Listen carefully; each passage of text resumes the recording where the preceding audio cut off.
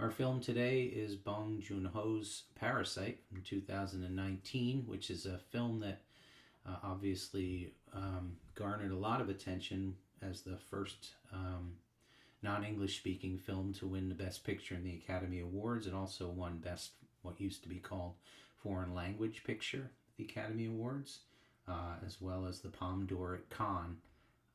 This is a film by a director who you might know from other films such as The Host from 2006, Mother from 2009, Snowpiercer from 2013, and the Netflix sort of mini series Okja from 2017.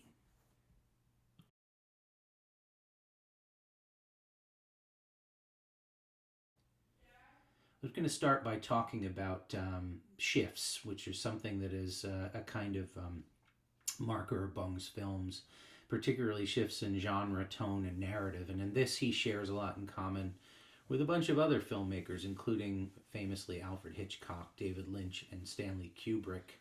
That there is a moment, obviously, in this movie where things change pretty radically because a new piece of information is introduced and the everything changes.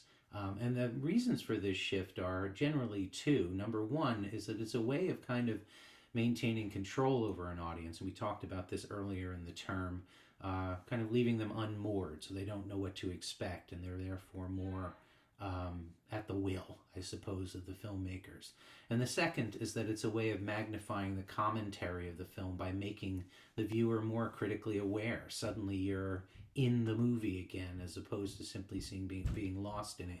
You realize that you're watching something being done in front of you and a different sort of critical apparatus clicks into place. In this particular film, we have a shift, which isn't to say that it moves entirely from one to the other. They overlap with each other.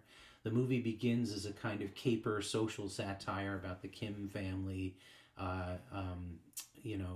introducing itself into, worming its way into the Park family in a series of servile roles. And there's a kind of social satire built into that about class and about the social hierarchies of South Korea at the time, which we'll talk about shortly. And then, of course, when we discover the secret in the basement in the second half of the story, it shifts more into the mode of a thriller or even a horror film. It's worth sort of thinking about the connections between these two genres, and I'm thinking about this primarily in terms of affect, the way they make us feel. A caper or a social satire tends to lean much more into the intellect, whereas a thriller or a horror movie tends to be much more about our emotional response. It's about the building of suspense and anxiety, etc. That shift that connection is a relatively tricky one to balance. And one of the things that many filmmakers note in Bong's films is that he's able to achieve that, which we'll get to in a second. If you can imagine this film without that big reveal in the second half, figuring out what's going on in the basement of the Park House, it's a very, very different story. So then, what is this movie about? If we're shifting genres or we're shifting kind of modes in the story, what message are we supposed to take from it?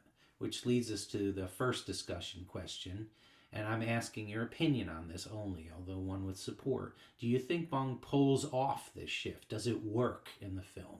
And why, or why do you think so, or why do you think he doesn't?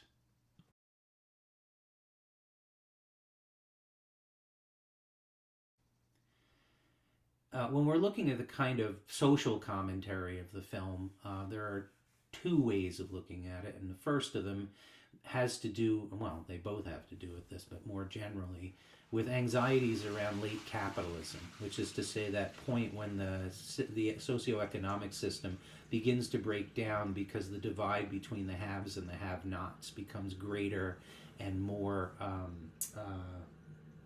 what's the word I'm looking for here? Stark, I suppose, and even cruel, right? That the separation between the two groups, social classes, there's much less overlap, and there's more of a divide between the two. One of the kind of underlying messages in this film, and it's one that runs through a lot of South Korean cinema, is this idea that you're powerless if you don't have an education and you don't have connections. You're sort of bound to be poor. There are very little opportunities for you and almost no social mobility. And we'll talk about this a little bit later with one of the main characters, the son in the Kim family. The other way in which this film sort of talks about the relationship between the haves and the have-nots, and this is a story that's told almost entirely from the point of view of the poor working class Kim family, is that it requires a certain amount of ingenuity and scrappiness, I suppose, to exist within that state of chaos. That the Kim family, could be perceived of, for example, as victims of circumstance, or that the way that they live is a result of something in their character. It certainly isn't clear from the way that Bong describes them, but they are ingenious in the way that they work their way out of it. If you want to look for a point of comparison, the Downton Abbey TV series or the film that came out the same year as Parasite offers us a much more ordered and more, controlled, I suppose, social stratification where people know their place. There isn't any social mobility, but it's an accepted fact within that narrative. Whereas in Parasite, the Kims are certainly not willing to accept their place. They're looking for a way out of it. There's a kind of, and it's at a key moment in the story, a debate over whether the rich and the poor can kind of coexist. There's a conversation, a drunken conversation between the mother and father and the Kim family just before the big reveal, just before we go into that sort of, thriller second half of the story, where he's sort of talking about how nice the family is. They're rich but nice, he says, to which his wife responds, they're nice because they're rich.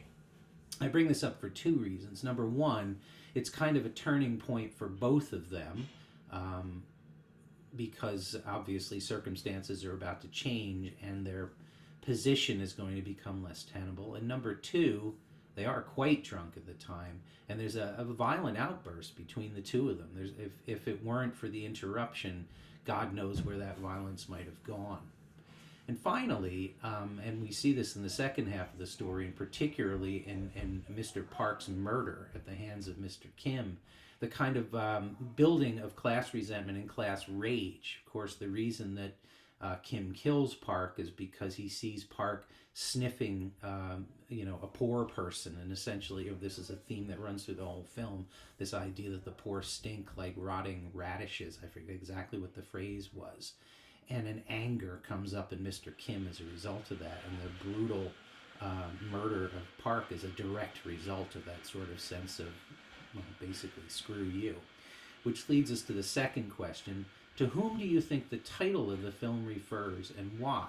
And we have here at least three choices. We have, the family is basically living in the basement. We have the Park family, the wealthy family, and we have the Kim family.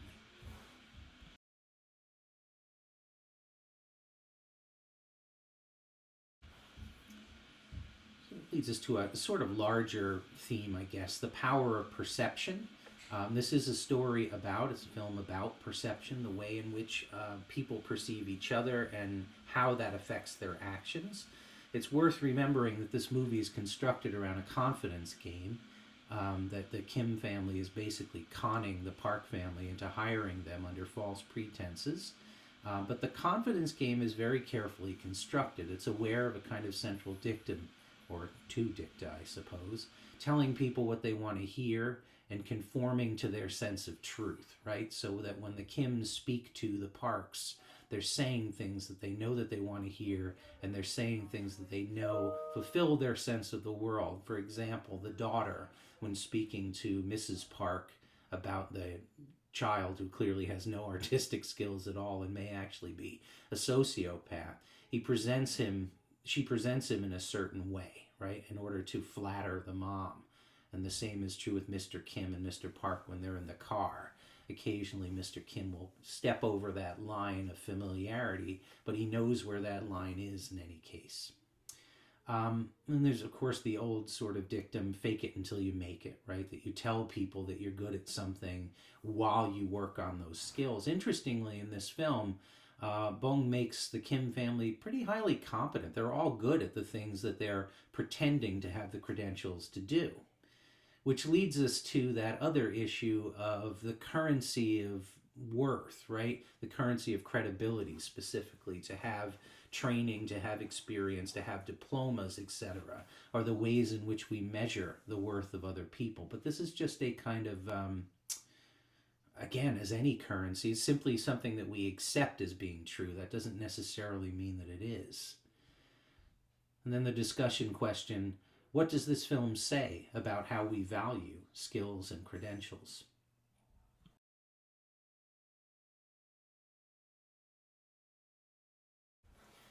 Finally, I wanted to talk about a weird symbol in this film, and one that I'm assuming most of you would not, maybe all of you would not be familiar with, which is the Scholar's Stone, a gift that is given to Kiwoo by his friend, who's going off traveling and is allowing him to take over as tutor for the park's daughter.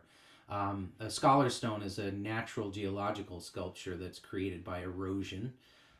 They were historically very highly valued in Korean culture. There's versions of this in Japanese and Chinese culture as well. They're objects of beauty, obviously, but they were also considered objects of contemplation, a way of thinking about nature and thinking, etc., etc. Which is why they're referred to as scholar's stones. The old Confucian scholars, for example, would have a scholar's stone on their deck, and they would kind of look at it occasionally while they were thinking through some philosophical idea or whatever. In this particular film, it's a rich person's gift. Kiwoo's rich friend thoughtlessly, from my point of view anyway, gives them this thing to an impoverished family that would be better off with a handful of cash or a couple of bags of groceries or something like that. But this is his perception of something of great value, because the Scholar's Stone is a gift that is supposed to bring good fortune. Ironically, or paradoxically, and we'll talk about that in a second, the difference between the two, it does bring success, at least briefly, but it also brings tragedy to the family. Or maybe brings is the wrong word, but tragedy falls on the heels of that success. And one of the reasons that Bong puts this symbol into the story, at least, from what I've read, is that he wants to sort of balance that irony or balance that paradox within us, that the stone gives the family, and particularly Kiwoo, a kind of a sense of ambition or confidence or something like that, but it also drives them forward into a situation which obviously they could not predict, and they don't really facilitate. There's no way of guessing that there's this crazy thing happening in the basement of the park's house, but it is there. So then the question becomes, is it ironic that tragedy comes from success, or is that simply the paradox of success, that these things are always true, that they're always some way possibilities in balance with each other? Kiwoo at the shelter, I suppose, after their apartment has been flooded, and oddly, this stone, which is supposed to be really heavy, floats to the surface, and he's able to sort of scoop it up and take it with him.